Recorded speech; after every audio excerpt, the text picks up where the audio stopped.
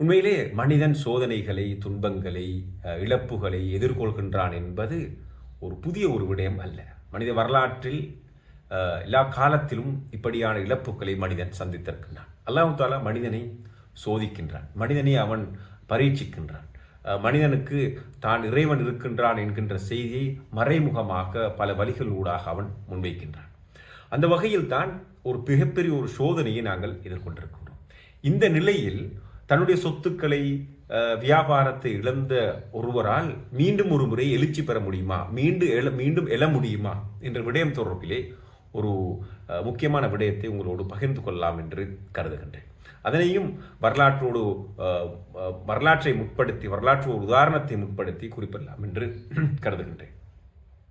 உண்மையிலே எங்களுக்கு தெரியும், எம்முடைய சீராவிலே ஸல்லல்லாஹு அலைஹி வஸல்லம் அவர்களுடைய வாழ்க்கையிலே எல்லாவற்றுக்கும் முன்மாதிரி இருக்கின்றது. லக்கது கான லகும் ஃபீ ரசூலில்லாஹி உஸ்வத்துன் ஹஸனா. ஸல்லல்லாஹு அலைஹி வஸல்லம் அவர்களிடத்திலே மிகச்சிறந்த ஒரு முன்மாதிரி இருக்கிறது என்று அல் குர்ஆன் குறிப்பிடுவதை பார்க்கின்றோம். அந்த வகையில் அந்த சீராவிலிருந்து நாங்கள் பெறுகின்ற ஒரு மிக முக்கியமான ஒரு முன்மாதிரி தான் ஸல்லல்லாஹு அலைஹி வஸல்லம் அவர்களும் அவர்களோடு இஸ்லாத்தை ஏற்றுக்கொண்டிருந்த சஹாபாக்களும் மக்காவிலிருந்து மதீனாவுக்கு அவர்கள் ஹிஜ்ரத் செல்கின்றார்கள். அப்படி ஹிஜ்ரத் சென்ற பெரும்பாலானவர்கள் தங்களுடைய சொத்துக்களை, வீடுகள் எல்லாவற்றையும் இழந்து வெறும் கையோடு தான் அங்கு வந்து சேர்க்கின்றார்கள். அவ்வாறு ஒரு வெறும் கையோடு வந்த ஒரு மிகப்பெரிய ஒரு செல்வந்தர் தான் அப்துர் ரஹ்மான் பின் அவுஃப் ரலியல்லாஹு அன்ஹு அவர்கள் மக்காவிலிருந்து மதீனாவுக்கு வெறுங்கையோடு வருகின்றார்கள். ஆனால் மதீனாவிலே சுமார் 10 வருடங்கள் வாழ்ந்த இந்த ரசூல் ஸல்லல்லாஹு அலைஹி வஸல்லம் காலப்பகுதியில் மாத்திரம் அவர்கள் எக்கச்சக்கமான தன்னுடைய செல்வத்தால் இந்த மார்க்கத்துக்கு பங்களிப்பு செய்கின்ற ஒரு மிகப்பெரிய ஒரு மனிதராக மிக குறுகிய காலத்தில் மாறுகின்றார்கள்.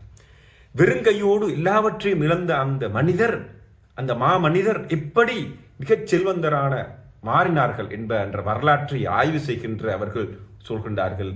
அவர்களிடத்திலிருந்த மிக முக்கியமான 5 பண்புகளை குறிப்பிடுகின்றார்கள். முதலாவதாக கானூனு ஷஜா, அவர்களிடத்தில் துணிச்சல் இருந்தது. வியாபாரிகளிடத்தில் இருக்கின்ற மிக முக்கியமான ஒரு பண்பு துணிச்சல். இந்த துணிச்சலை அவர்கள் ஒருபோதும் இழந்துவிடக்கூடாது. அப்துர் ரஹ்மான் பின் அவுஃப் ரலியல்லாஹு அன்ஹு அவர்கள் துணிச்சலை இழந்து விடவில்லை. இன்று வியாபாரத்தை முற்றுமுழுதாக இழந்திருக்கின்ற வியாபாரிகள் அவர்களுடைய துணிச்சலை இழந்துவிடக்கூடாது.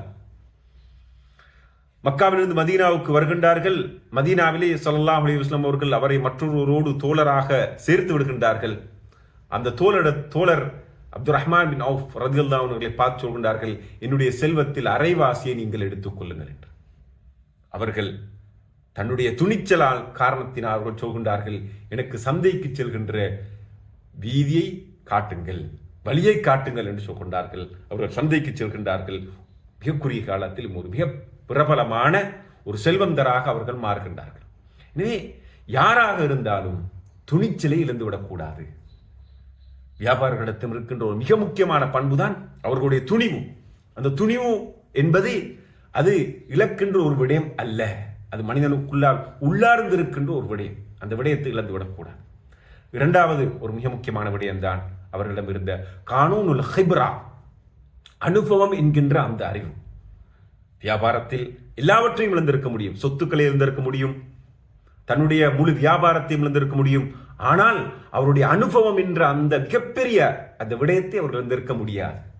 அல் ஹிப்ரா, அனுபவம் என்பது ஒரு மனிதன் பல காலமாக கற்றுக்கொள்கின்ற ஒரு விடயம். வியாபாரிகள், வர்த்தகர்கள், செல்வந்தர்கள் அவர்கள் தங்களுடைய அனுபவத்தை அவர்கள் இழந்து விடவில்லை. எந்த ஒரு பேர் அனர்த்தத்திலும் அவர்கள் முதலாவதாக துணிச்சலை இழந்துவிடக்கூடாது. இரண்டாவதாக அவர்களுக்கு மீண்டு எழுவதற்கு இருக்கின்ற மிகப்பெரிய ஒரு விடயம் அவருடைய ஹிப்ரா, அனுபவம். அந்த அனுபவத்தை அவர்கள் இழந்துவிடக்கூடாது. அவர்களுக்குரிய தொடர்பாளர்கள், உறவுகள் அவர்கள் இழந்து விடவில்லை. வியாபாரத்தை மீண்டும் கட்டியெழுப்பதற்குரிய அந்த மனோதைரியத்தை அவர்கள் இழந்துவிடக்கூடாது. இரண்டாவது, அவர்களுக்கு இருக்கின்ற அந்த அந்த அனுபவத்தை அவர்கள் இழந்துவிடக்கூடாது. மூன்றாவது ஒரு மிக முக்கியமான விடயம் கானூனு துஆ பில் பரக்கா.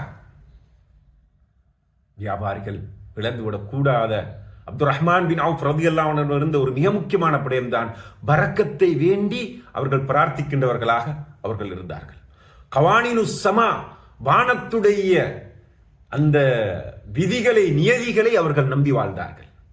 பிரபஞ்சத்துடைய நியதிகளை உருவாக்குகின்ற அந்த இறைவனுடைய அல்லாஹ்வுடைய நியதிகளை அவர்கள் நம்பி வாழ்ந்தார்கள். அதன் காரணமாக அவர்கள் மிகப்பெரிய செல்வந்தராக மாறுகின்றார்கள். எனவே துஆ என்கின்ற அந்த துஆவின் மூலமாக பெற்றுக்கொள்கின்ற அந்த பரக்கத்தை ஒருபோதும் இழந்துவிடக்கூடாது. நான்காவதாக அவரிடமிருந்த மிக முக்கியமான பண்பு, அவர் மிகப்பெரிய செல்வந்தராக மாறுவதற்கு காரணமாக இருந்த பண்பு என்று அறிஞர்கள் குறிப்பிடுகின்ற விடயம் கானூனுல் அதா. அவர்கள் கொடுக்கின்றவர்களாக இருந்தார்கள். சம்பாதிப்பார்கள், கொடுப்பார்கள். ஒரு சமயத்தில் அவர்களிடம் இருந்தது 8000 திர்ஹம்கள். அதில் அரைவாசி அவர்கள் தர்மம் செய்தார்கள்.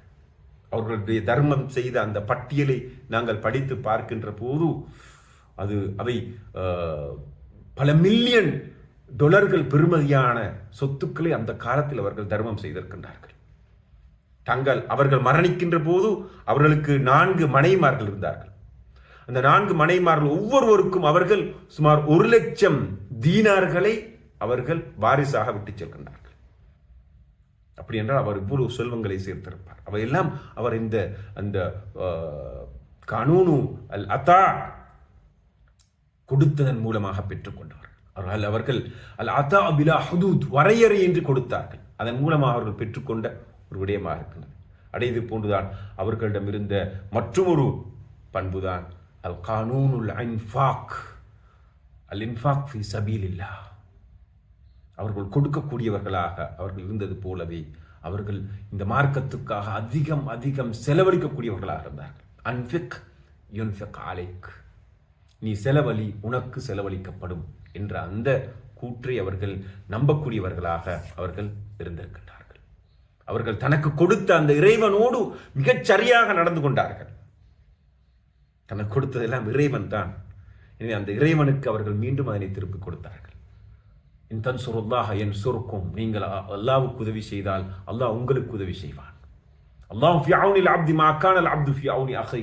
ஒரு அடியான் மற்றொரு அடியானுக்கு உதவி செய்கின்ற காலமெல்லாம் அல்லாஹ் தஆலா அவனுக்கு உதவியாளனாக இருப்பான் என்று ஸல்லல்லாஹு அலைஹி வஸல்லம் சொன்னார்கள். இந்த விடயங்கள்லாம் அவர்கள் நம்பக்கூடியவர்களாக இருந்தார்கள். அவர்களிடமிருந்து ஒரு மிக முக்கியமான ஒரு பண்பு அல் இஸ்திஸ்மார் ஃபில் பன்க் ரப்பானி, அல்லாஹ்வுடைய பேங்கில் அவர்கள் முதலீடு செய்யக்கூடியவர்களாக இருந்தார்கள் தன்னுடைய செல்வத்தை.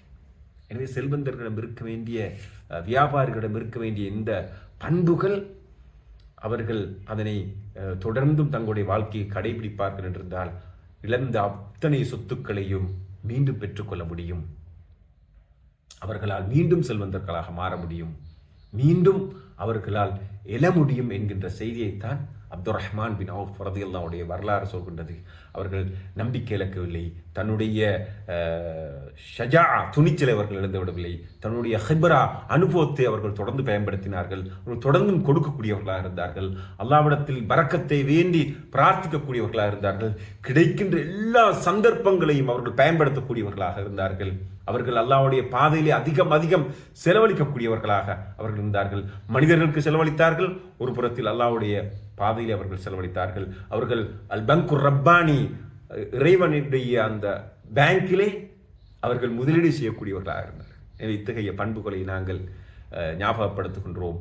நிச்சயமாக நம்முடைய சமூகத்தில் இருக்கின்ற எக்கச்சக்கமான செல்வந்தர்கள் இருக்கிறார்கள். அந்த செல்வந்தர்களுடைய பரோபகாரத்தின் காரணமாகத்தான் இன்றைய இந்த காலத்தில் எக்கச்சக்கமான அதாவது தர்மங்கள் குவிந்து அது மனிதர்களுக்கு பயனடையக்கூடியதாக இருப்பதை பார்க்கணும்.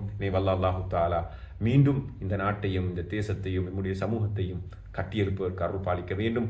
வாஹர் தவான் அல்ஹம்துலில்லாஹி ரப்பில் ஆலமீன். அஸ்ஸலாமு அலைக்கும் வரஹ்மத்துல்லாஹி